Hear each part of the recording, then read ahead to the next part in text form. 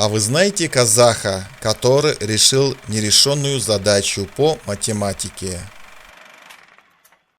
Это Уалбай Умирбаев, казахский математик, известный на мировом уровне в своем фундаментальными открытиями в области алгебры. Уалбай родился в 1960 году в селе Туткуль в Юко, Южно-Казахстанская область.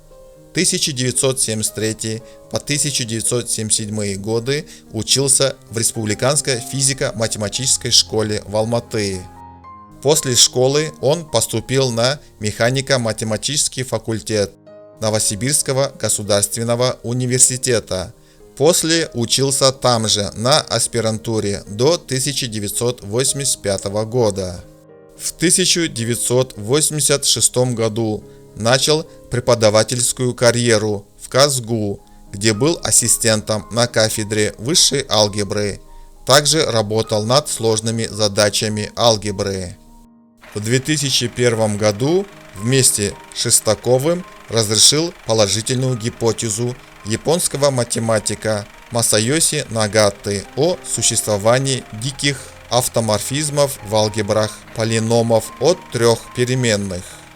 В 2004 году Уалбай решил известную проблему английского математика Пола Пона об автоморфизмах свободных ассоциативных алгебр. В 2007 году он получил премию Мура от Американского математического сообщества, а в 2009 году Государственную премию Казахстана за особые заслуги в области науки. Сейчас Уалбай Умирбаев профессор математики в Вайн Стейт Университи.